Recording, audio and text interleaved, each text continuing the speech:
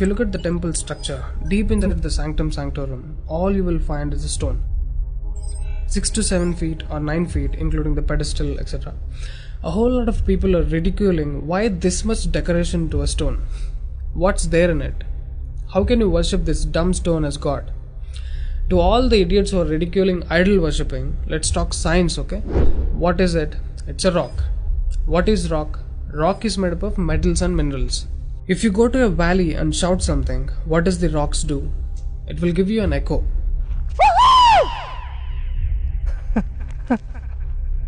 It's an open place. The sound travels, hits the rock and throws it back. This phenomena is called echo and it's scientifically proven, everybody knows it. Depending on how loud you send the sound waves, accordingly rocks will throw back an echo. Every rock, that's why you will hear 2-3 sounds at different intervals. Visually you cannot see what's happening, but you can hear it. This is in open space. Imagine if you're doing it in a closed place. What would be the amount of echo? Obviously much more than the open space. Let's get inside the temple. You will find a linga or a statue made of a rock. And it's placed in a closed wall structure with a Galigopuram on the top. That means a pyramid structure with a tip pointing to the sky. There will be no ventilation. Tight packed and covered with stone walls to a precision where even the light cannot enter.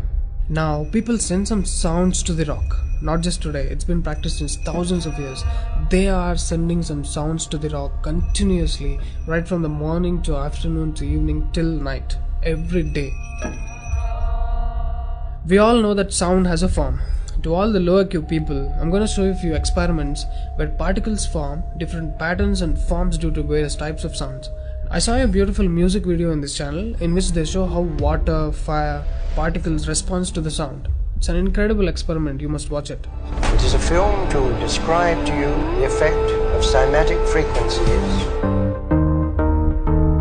Now, 72% of your body is water. 12% is earth, 6% is air, 4% is fire and the remaining is space. Don't you think this sound has an impact on your system? Look at how drastically the water is responding to the sound. Similarly, fire. In fact, everything in the cosmos responds to the sounds. That's why yogis of the past have always said sound is the basis of existence. Every form is a certain reverberation of sound. If you master the sound, you can play with the 5 elements. That's how the sages of the past used to walk on water, disappear into the air, walk through the walls, etc. In Harry Potter movie, what you have seen is just a fiction story. But here, we have got yogis who did all that for real.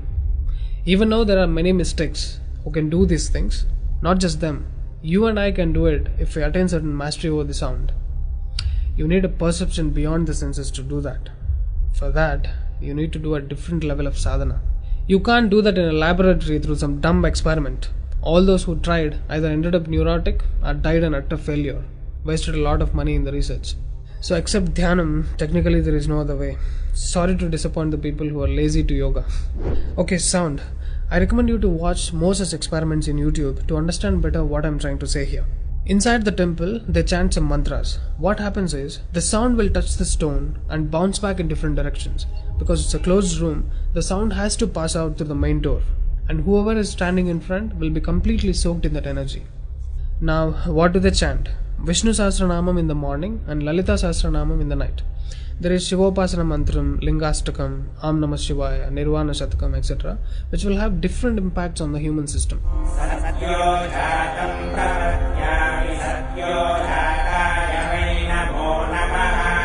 I really wanted to check what impact these sounds have on the human system.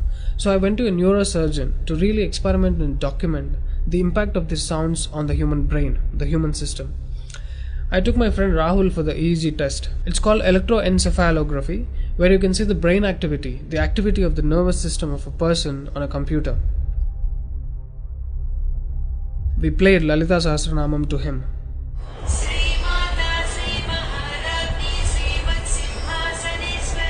Rahul, relax your face.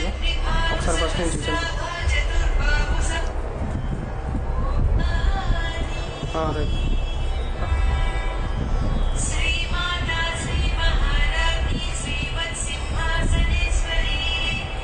The kind of parasympathetic differences that he's getting is anonymous. Oh my god, then I understood. These sounds are engineered in such a way that the rhythm of the chant will go inside your parasympathetic nervous system and will put you into deep sleep within 3 to 5 minutes.